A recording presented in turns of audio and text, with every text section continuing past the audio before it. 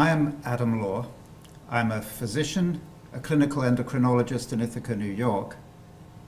I'm also a founding board member of Physicians, Scientists and Engineers for Healthy Energy, and I'm a member of the Medical Society for the State of New York.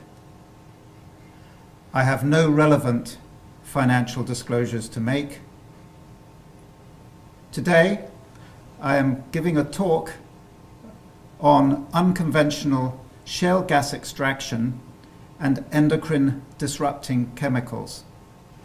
By the end of this talk, I would like you to be aware that endocrine disrupting chemicals are an issue in the extraction of shale gas by hydraulic fracturing, and that this may be a real threat to human health, that the study of this is only at its beginning, and for this technology to move ahead in any way that is safe to human populations, this needs to be taken into account.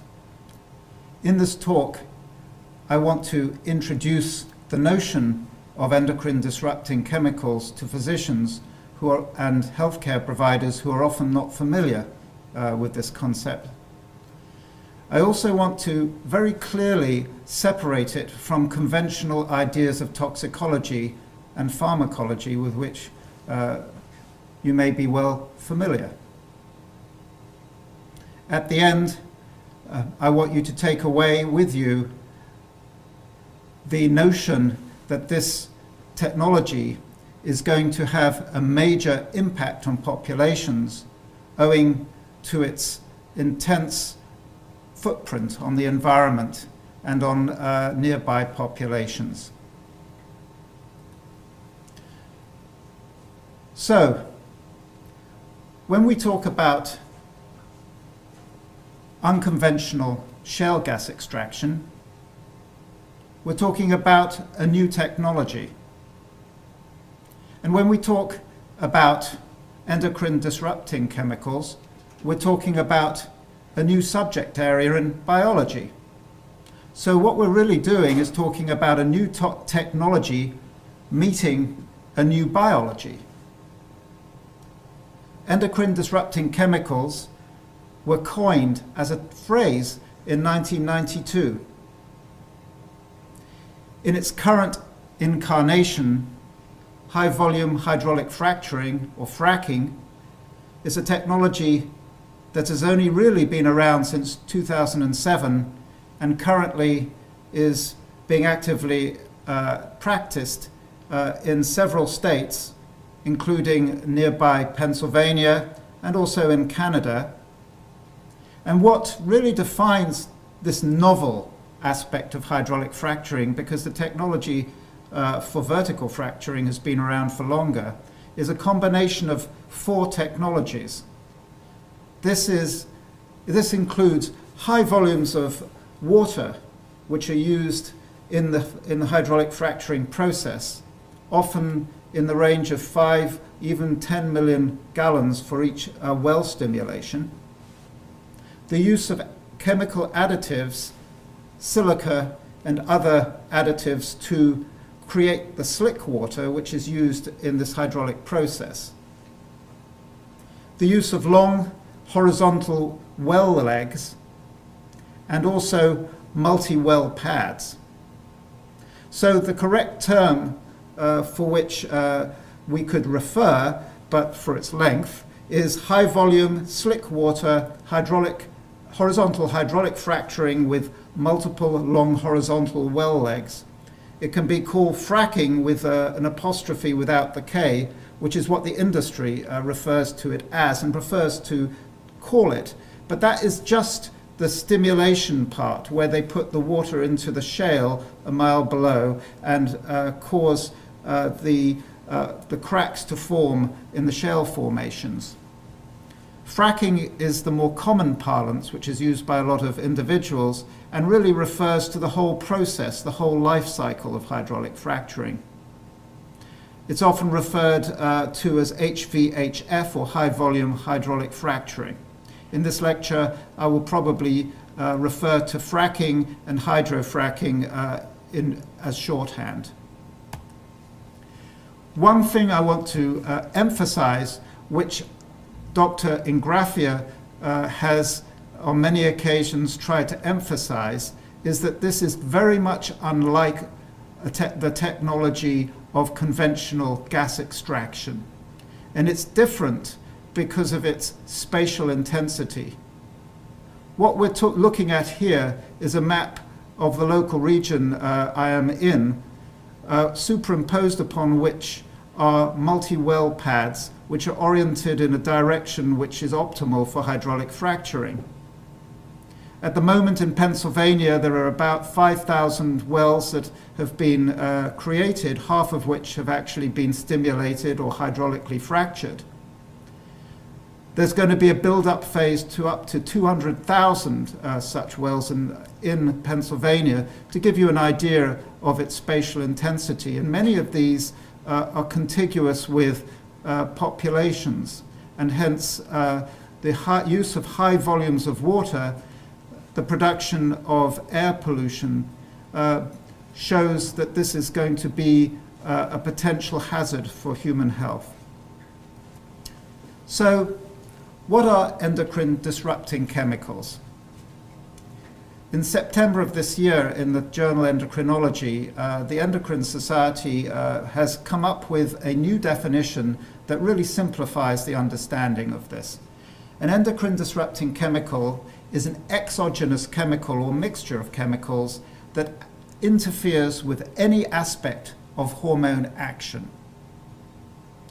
And in this illustration, you can see the concept where an endocrine disruptor is actually binding to the receptor and either activating it or blocking it. So, what is the link between fracking and endocrine disrupting chemicals? This is a photograph of a remarkable woman, Theo Coburn. She's remarkable because in her 50s, she decided to go back to school and back to graduate school, and she did a PhD, which was published in the late 1980s. In this, she was studying the ecology of the Great Lakes region 25 years after it had been cleaned up, and noted that in the predators, there were all kinds of problems that they were having with their progeny. The shells of the eggs were thin, and there were all sorts of developmental problems. This led her to realize that chemicals at very low concentrations in the environment were being bioaccumulated. And in 1992, she convened a conference which came out with a statement and also came out with a new term, which was endocrine disrupting chemicals.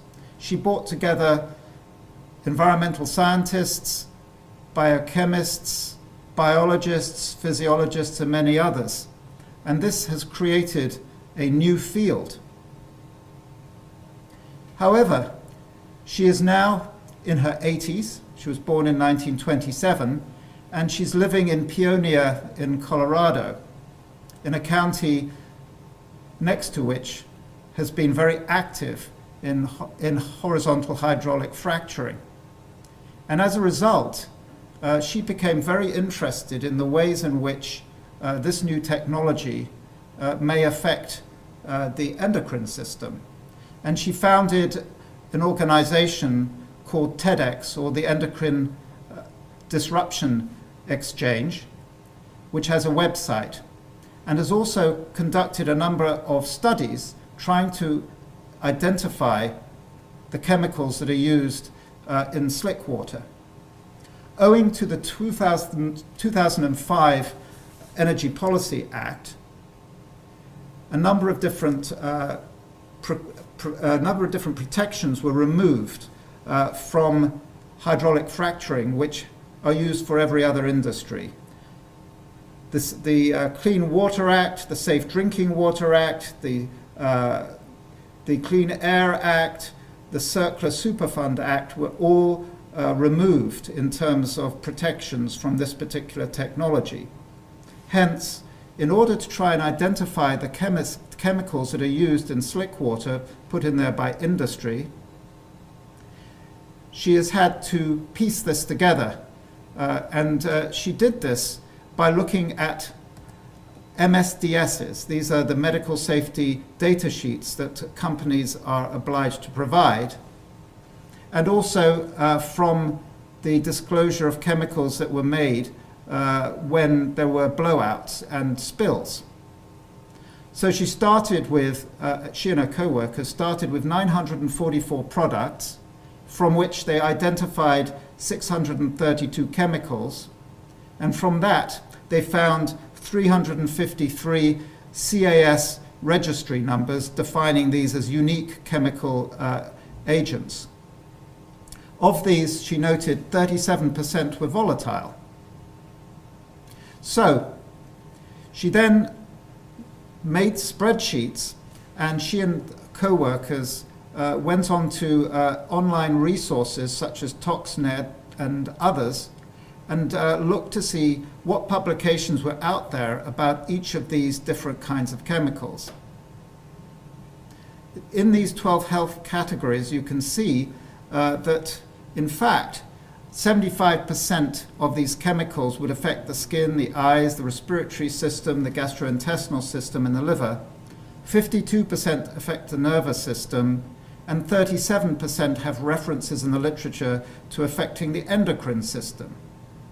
Now, this is a rather haphazard way of doing things, because none of these chemicals have been systematically studied for this reason. Even their identification as environmental toxicants is in question. Also, many of the chemicals, because they haven't been tested or haven't been used in experimental systems, may well be either toxicants or endocrine disrupting chemicals, but nobody's ever checked.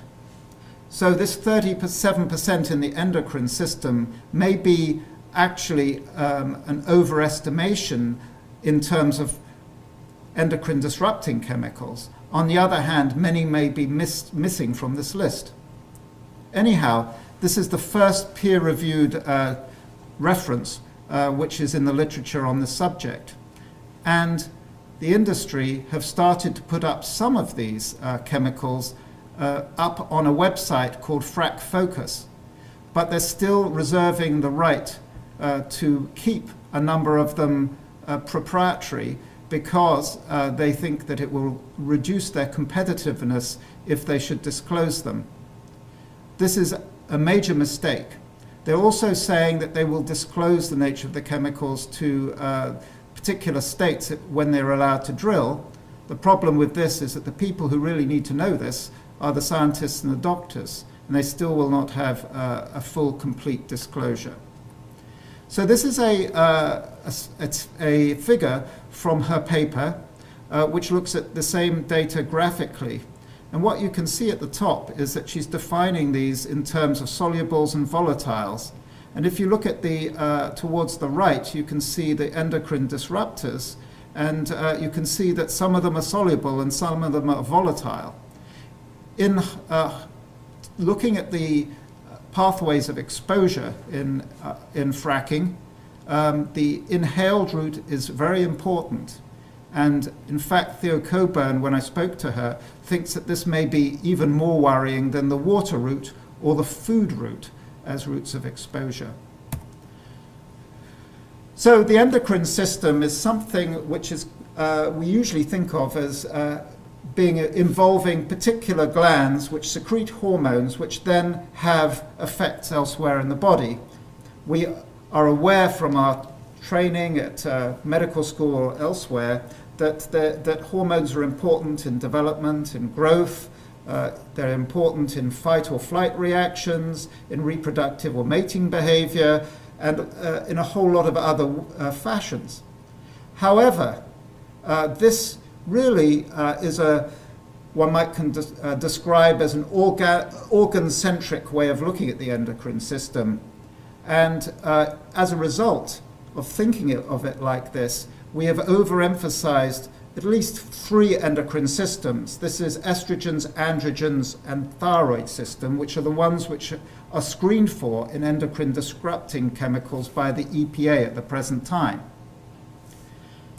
This is an illustration of the secretin receptor, and it shows how secretin binds to this receptor. On the left, you can see the ribbon of secretin, and you can see the space filling diagram of the receptor.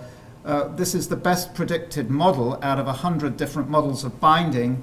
The blue surfaces represent positive charge and the red surface negative charge. Why am I showing you this? Secretin was the first hormone ever identified. It was identified by Bayliss and Starling in 1901 in experiments where they denervated the pancreas, and they applied acid solutions to the duodenum and found that the pancreas would secrete from the acinar cells a bicarbonate-rich solution. The cells that make secretin are called S cells, and they're found in the crypts of Leberkuhn. So here we have a system in the gut where there is a gut hormone which doesn't have an organ. It's a diffuse system. And many hormones throughout the body are actually released in this sort of way. When I studied in the 1980s with Stephen Bloom in London, who is the great pioneer of GI hormones, there were 400 gut hormones at that time, most of which also served as neurotransmitters in the brain. By now, there's probably tenfold that many. There's been no attempt to catalogue how many hormones there are or how many receptors there are. Certainly they're in the thousands, maybe they're in the tens of thousands, and it's now a knowable number because we have the genome sequenced.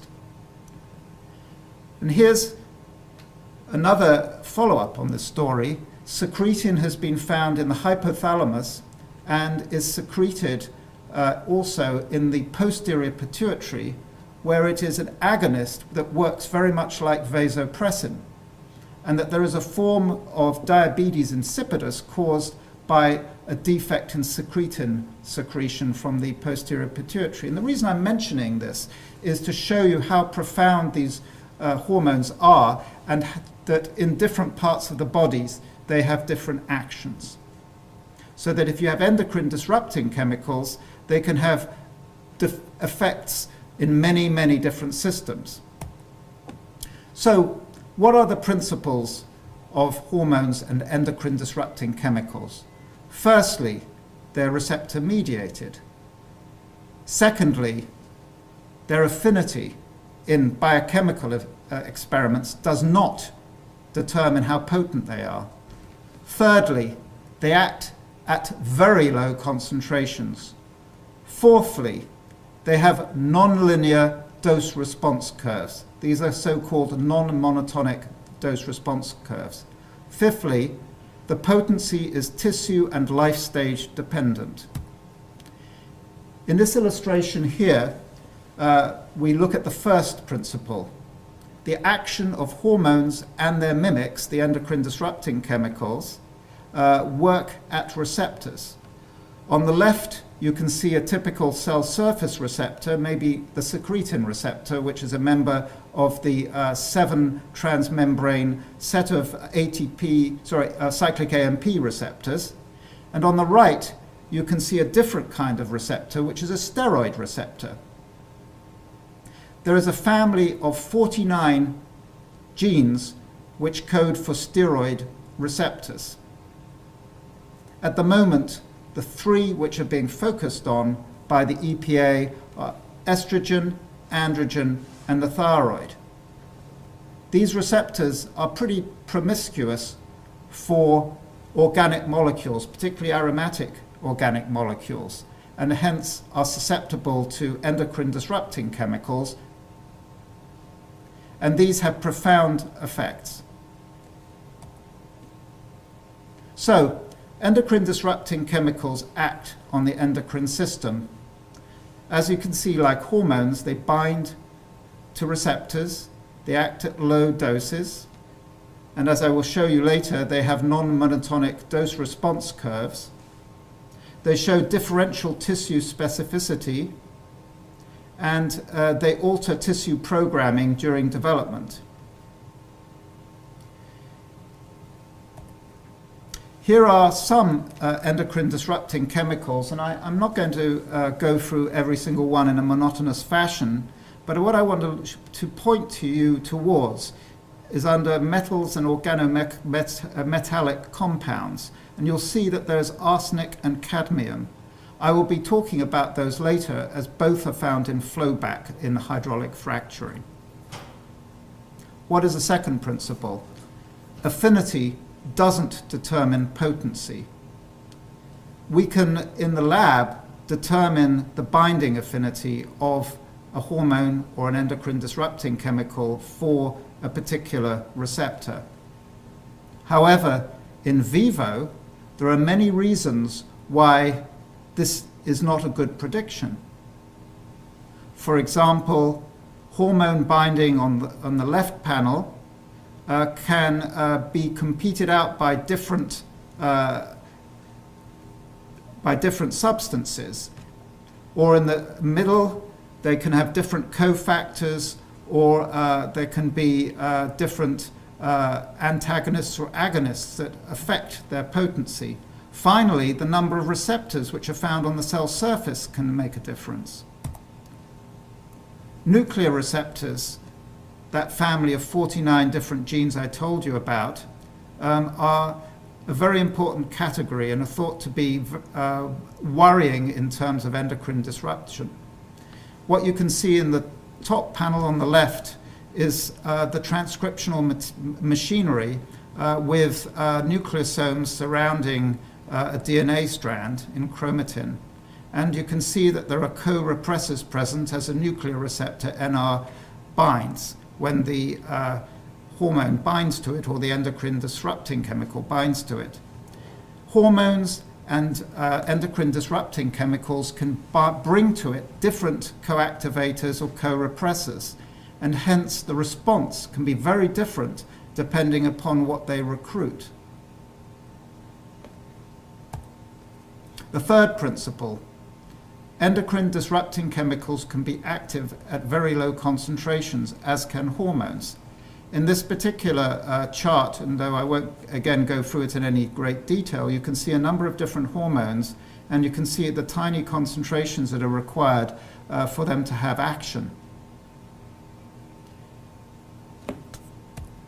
In fact, when you look at two classic endocrine disrupting chemicals, BPA or the phthalate DEHP, there are different ways of defining what low means. Is a low concentration the estimated range found in human exposures?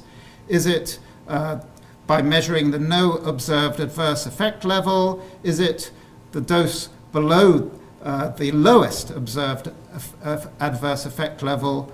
Or is it in the dose that is usually administered to animals that produce the blood levels that are typical in humans? Actually, there is no threshold effect, and many hormones are active at doses far lower than you see in this particular table. They're active at low concentrations. Endocrine disrupting chemicals may not be bound in the circulation to proteins. On the left, you can see that evolution has created a way in which hormones are kept in a pool in the circulation which is bound to high affinity proteins, such as sex hormone binding globulin for testosterone, and that the amount that's free in solution that's available is actually relatively small. And that's illustrated on the left. But on the right, when you have an endocrine disrupting chemical, it has no natural protein to which it binds. And as you can see, the proportion that's free to interact with a receptor is very much greater. On the panel below, what you can see is that at very low concentrations, on the dose-response curve, a small change in concentration can result in a large change in biological activity or response. At higher levels, there is less so. The fourth principle, there are non-linear dose-response curves.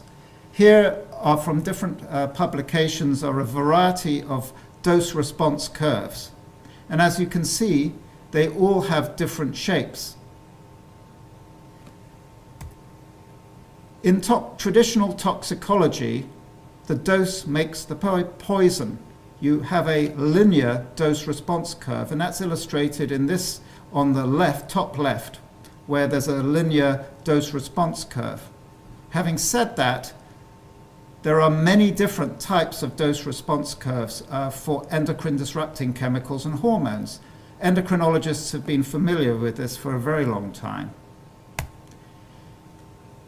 There are a variety of reasons why hormones and endocrine-disrupting chemicals produce these so-called non-monotonic dose-response curves, these non-linear dose-response curves. And I'll just give you some examples. I won't explore all of these exhaustively, but for example, as the concentration goes up of the endocrine-disrupting chemical, it can become toxic to the receptor, and the effect may go down.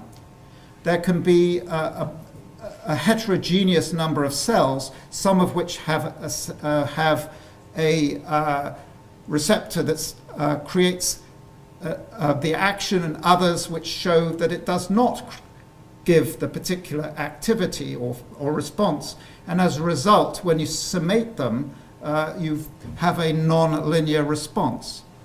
There's also downregulation of receptor populations and desensitizations. There can be competition between other receptors as the concentration goes up. It could be at a low concentration just going for the one receptor, and as the concentration goes up, there can be competition for other related receptors. And there can be negative feedback loops or other downstream mechanisms that causes this. This is certainly not an abstract issue. Here's a list of endocrine-disrupting chemicals with non-monotonic dose-response curves. You'll see I've highlighted in red cadmium, and we'll be coming back to this. A fifth principle, hormones and endocrine-disrupting chemicals effects are tissue and life stage specific. There are critical developmental windows during embryonic and also fetal life where there are receptors that suddenly become susceptible to the action. These time windows are critical, and they can be sensitive to a much lower concentration of the hormone or the endocrine disrupting chemical than at any other time during the life cycle. At that time, it can set up an effect through epigenetic mechanisms that may affect the organism much later on in life. Unlike a toxin, unless it's a carcinogen, where you often see the response at the time, with endocrine disrupting chemicals, this may be years later. The fifth principle is that hormone action is tissue and life stage specific. And as you can see here, if you hit an embryo with an estrogen agonist at a particular part of development, you can see a developmental change that occurs much later on. So these low doses at these critical developmental windows matter, and that they're not predictable if you gave high doses at a different stage of development. Early life exposures produce adverse effects in adults. So we know that different organ systems are born at different times in embryology and fetal life, and then these may be susceptible to endocrine disrupting chemicals at much lower doses at these times. Also, as you'll hear in the talk on susceptible populations, children are not like little adults, and as a result are more susceptible to endocrine disrupting chemicals. So, why are there these critical windows, and why are there latent and then persistent effects many years later? The medical profession was woken up to this by an unfortunate therapeutic experiment which occurred in the 30s and the 40s and 50s when women were given during pregnancy diethylstilbestrol. This was given to prevent initially miscarriages, and then was given for other reasons. 20 or 30 years later, women started to present with unusual clear cell vaginal cancers, and also the daughters of DES mothers exposed to this, had abnormal morphological characteristics of their reproductive organs, and the boys, the sons of these women, had rare testicular cancers. There's been a paradigm shift in which epigenetics has become very important in concepts of basic biology, and endocrine disrupting chemicals and hormones play a very important role in this. This is probably because over 70,000 new chemicals have been released into the environment since the 1930s due to the revolution in organic chemistry. So epigenetics refers to modifications of DNA and chromatin which can be hereditable and affect genome functions such as transcription, replication, or recombination without affecting a DNA sequence. It's not like a mutation, it's a modification of a DNA base or of histones. And this results in the silencing of large areas of chromatin and changing the developmental expression of particular genes or whole families of genes. The modifications include methylation of the DNA bases, particularly CpG dinucleotides. It can be due to the acetylation or methylation or phosphorylation or ubiquination of histone tails. Histones are important in maintaining DNA in chromatin and also in changing heterochromatin so that it becomes available for transcription and for the activity of genes. So the concept of critical developmental windows involves the understanding of the epigenetic control of development. This is a relatively new subject, and in terms of how it may affect us, it may have protein activities, and we may be seeing this in our clinics and not recognizing it at the moment. For example, with metabolically disrupting chemicals that of course may be contributing to diabetes and obesity. So one other aspect of this is that there can be transgenerational effects of endocrine disrupting chemicals. Diethylstilbestrol, DES, we can see effects in the granddaughters and the grandsons of both the daughters of mothers who are affected or the sons of mothers affected. And the way this happens is that germ cells may have their methylation pattern altered, and that methylation pattern is not wiped free, but is passed down to the next generation. So in summary, the difference between toxicants and endocrine disrupting chemicals are summarized here. On the left, you can see toxicants have a linear, monotonic dose-response curve, whereas endocrine disrupting chemicals are non-monotonic.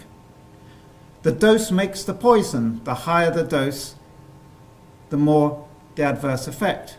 Endocrine disrupting chemicals may be more active at lower concentrations and stop acting altogether at higher concentrations.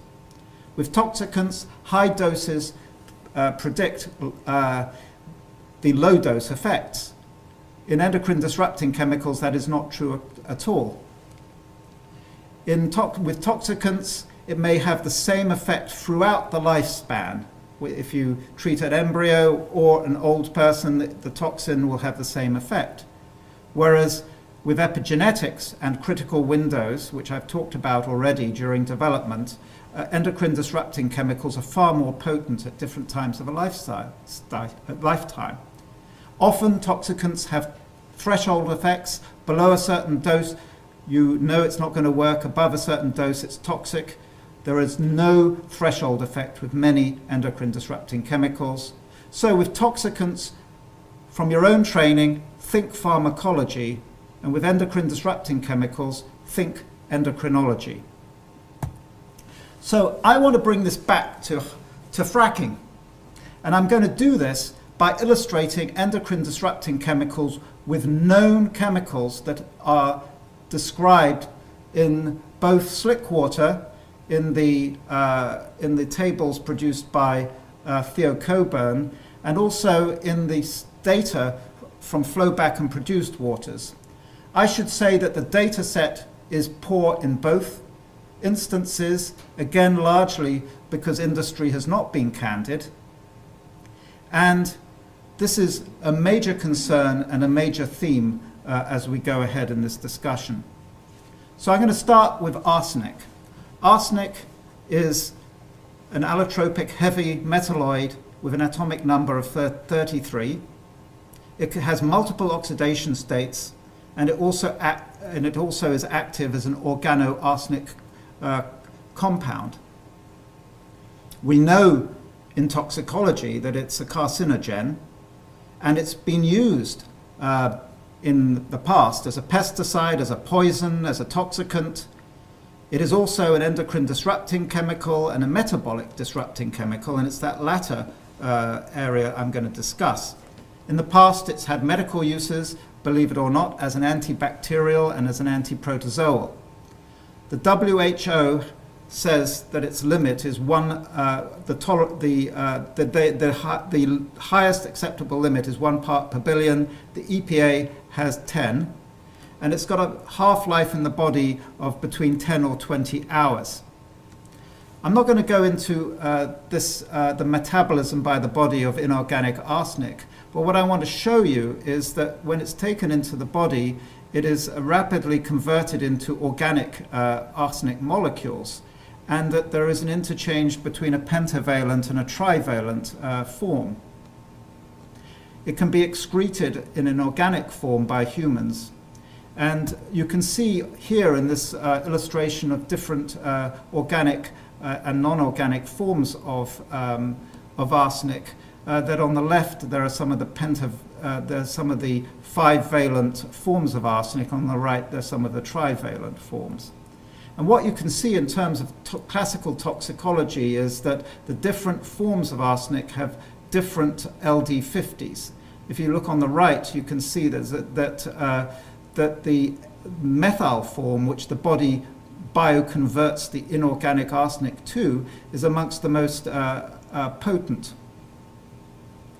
And here we are again with the dose making the poison. These are survival curves, which you can see from the classical toxicology. So arsenic is a metabolic disrupting chemical. In other words, it's an endocrine disrupting chemical of the subtype that affects metabolism in the body.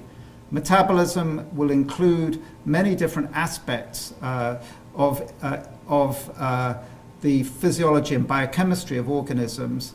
However, when we think about metabolic illnesses, we think about of diabetes, obesity, high cholesterol. There are a number of metabolic illnesses. Now, the epidemiology is not conclusive. However, there is definitely an association between type 2 diabetes mellitus and arsenic levels in Bangladesh and Taiwan. This is a very difficult area to study epidemiologically, and multiple mechanisms have been proposed. And it may be that there isn't a single mechanism in the use of arsenic as a metabolic disruptor. For example, it can react with ATP, forming ADP arsenate, which inhibits hexokinase, which is the first committed step in glycolysis. It can interfere with sulfhydryl group in many areas of the insulin pathway. It can produce reactive oxygen species and lead to oxidative stress, which can damage pancreatic beta cells. It can alter gene expression. It can affect the recycling of GLUT4, which is the main glucose receptor in insulin-sensitive tissues. And it can actually increase insulin resistance by increasing cytokines such as interleukin 6 and tumor necrosis factor alpha.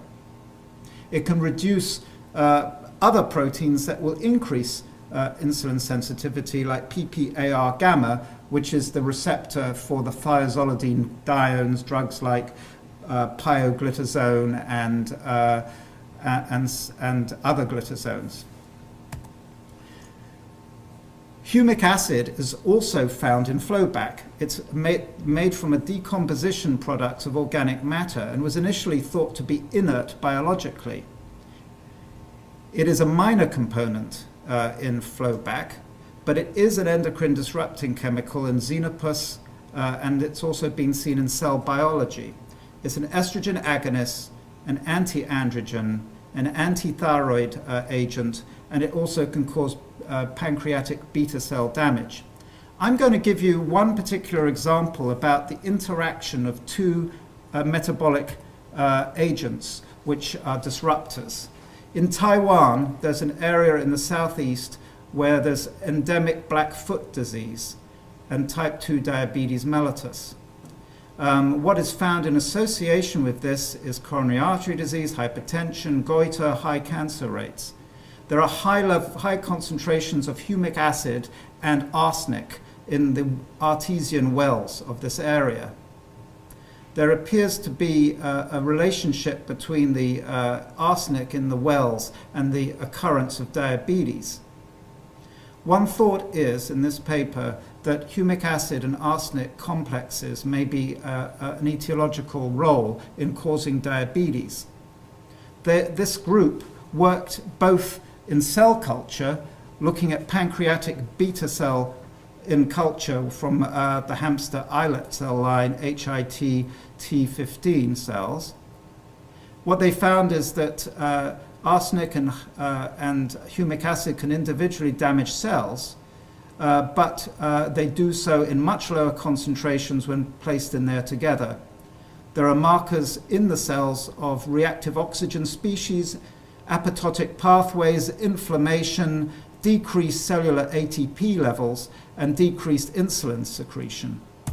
They also did this experiment in mice, and what you can see here is a timeline.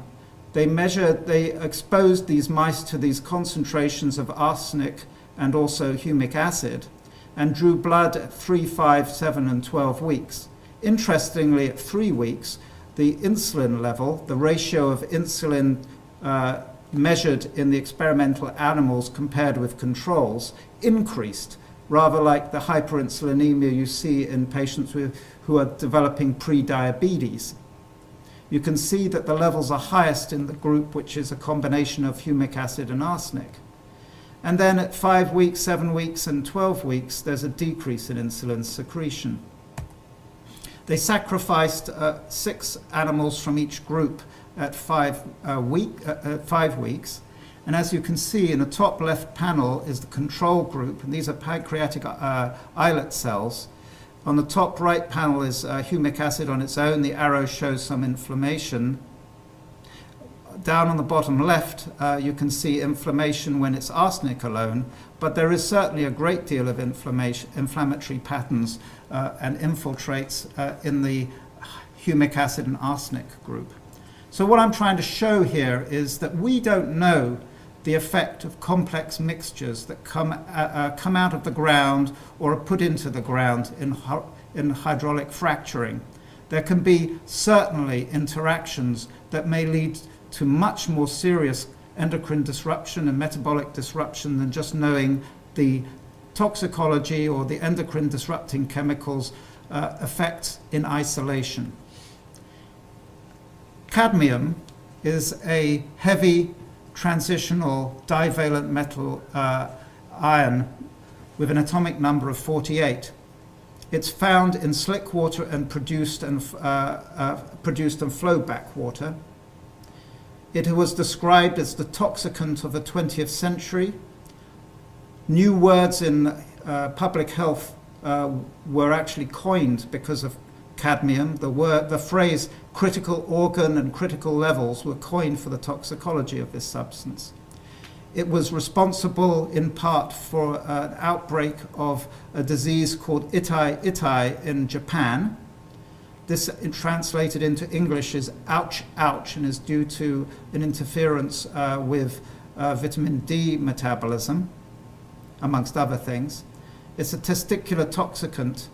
It has a huge volume of distribution, and the biological half-life is over 20 years, maybe 40 years, so it bioaccumulates.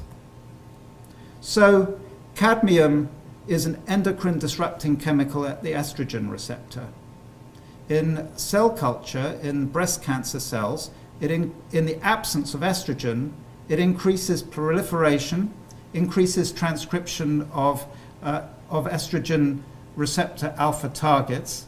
It's blocked by specific anti-estrogens, and it works by genomic and non-genomic pathways. In other words, by the nuclear receptor pathway, which I've referred to already, but there are also cell surface receptors for estrogens, and it works on those as well.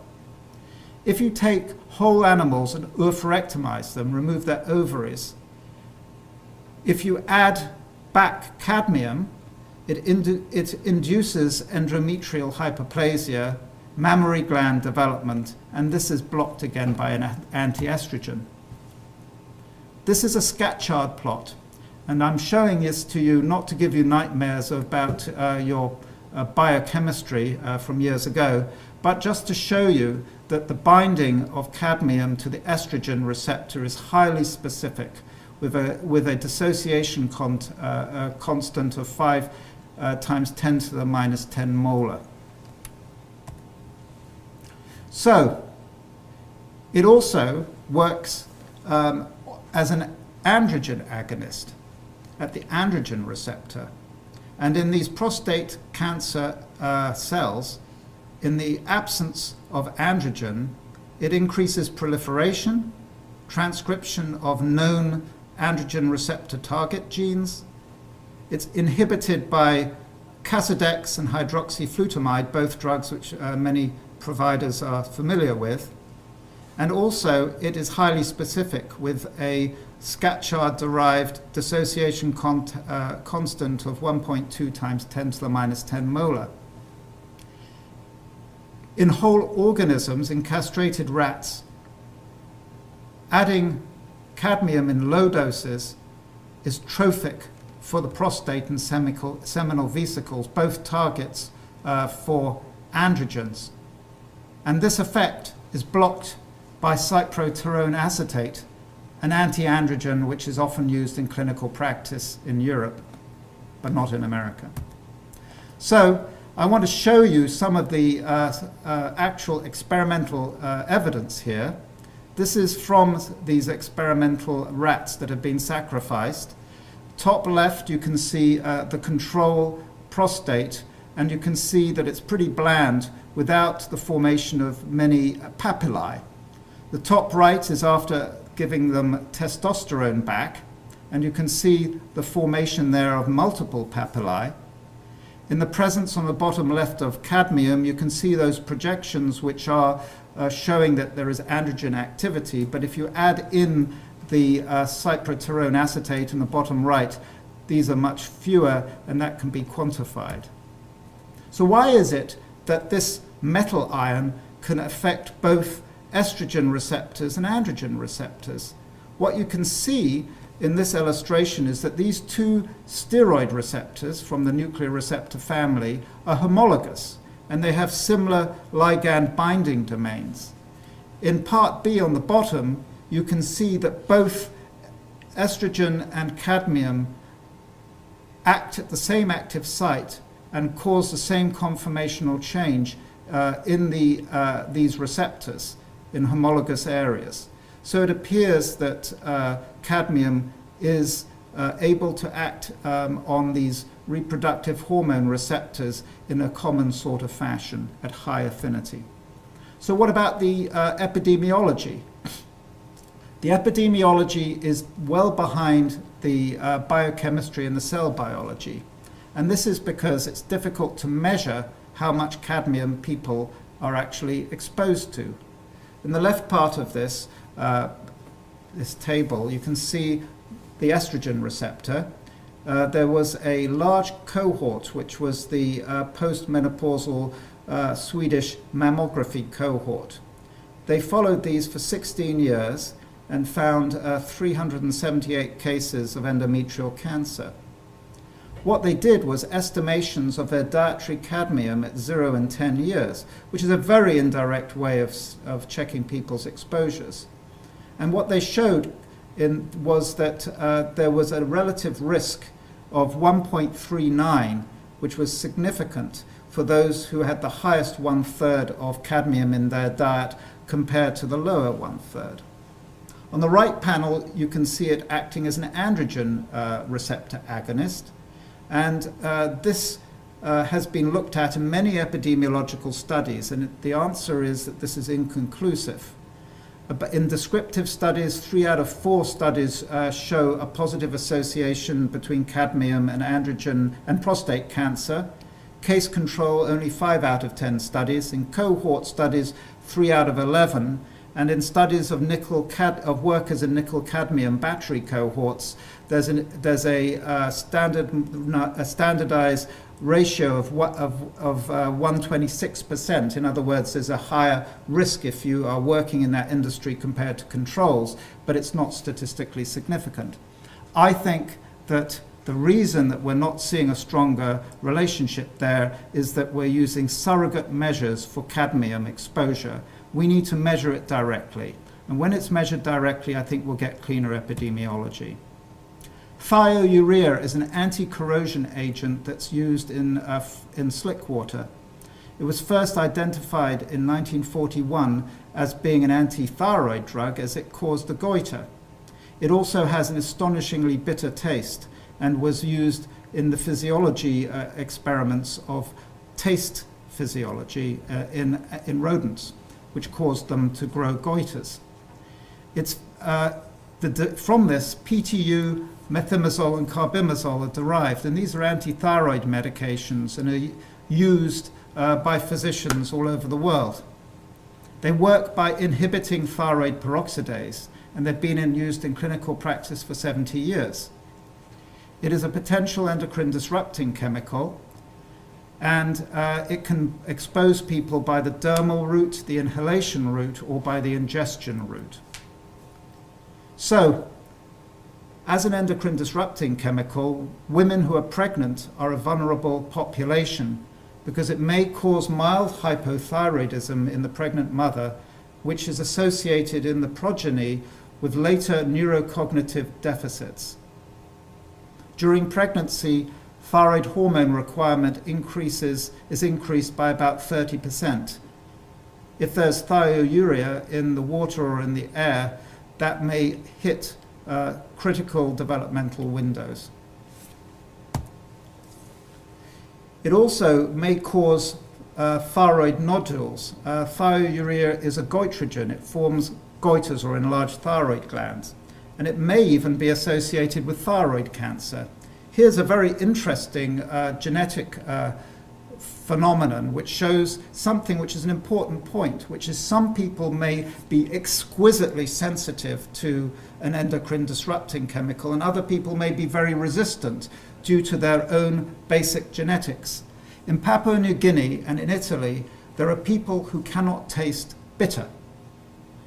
Studies have shown that in those areas there is an increased prevalence of goiter and thyroid nodules in those people who cannot taste bitter, because thiourea is found in the drinking water and in the food in those areas. That shows that there is an interaction between genetic factors and endocrine disrupting chemicals. So in conclusion, we know that there are endocrine disrupting chemicals in slick water and flowback. All the examples I've given in this talk of endocrine disrupting chemicals in the latter part of the talk are found in slick water or in flowback or produced waters. We know there are pathways of exposure, that people can be exposed. However, there are hundreds of chemicals used in the slick water, and we have no screening to see whether they have endocrine disrupting capacity. The first place to start perhaps would be with the aromatic chemicals, which we know particularly may affect the 49 different nuclear receptor gene products or receptors, which include thyroid hormone receptor, it includes estrogen, androgen receptor, but also the cortisol receptor and many others. However, many different sorts of chemicals may be involved, and that we should have no prior guesswork in figuring this out. This is an empirical question, and that good screening methods should be used for this purpose. Flowback and produced waters should also be characterized in a transparent fashion. At present, there are very few papers, if any, in the literature that characterize the chemical composition of flowback and produced waters. Of course, each shale play or even each well may have different chemicals involved, and consequently, this is a very concerning issue. Some of these chemicals are in the aqueous phase and might potentially be involved in affecting groundwater or surface water. But as Theo Coburn has said, it may actually be more concerning that a large proportion are volatile and that may be inhaled in an airborne route of exposure. So my message, and the message I would like physicians and healthcare workers to come out with at the end of this talk, is that industry should come clean in every sense of the word. It is their responsibility because they are reaping the benefits, the financial, economic, energy benefits of this extraction technique. It's their responsibility to identify the human risks. And given the vast amount of financial money, resources that they have available, they should be responsible for helping set up these screening methods. According to medical ethics, we should first do no harm. When a new drug comes to market, the FDA has to rate that it's safe and that it's effective and that it doesn't have adverse effects. We should be doing this with industry and not basically subjecting populations and waiting to see the effect. A huge experiment, it would be an experiment, except nobody's actually looking. The industry is certainly not monitoring it. And there should be informed consent. The populations of states where there is no hydraulic fracturing occurring at the present time, in my opinion, should maintain a moratorium until we know what the risks are. Once again, endocrine disrupting chemicals may have their effects many years later. It's going to be very difficult to assess what those effects may be. It may be better to think first before we act. I'd like here to thank those people who have helped in the preparation of this talk. This includes Jerry Heindel at the NIEHS, Jake Hayes, a medical student, Andres Abro, and Sheila Buskin, who has been our collaborator at the Medical Society for the State of New York. Thank you very much.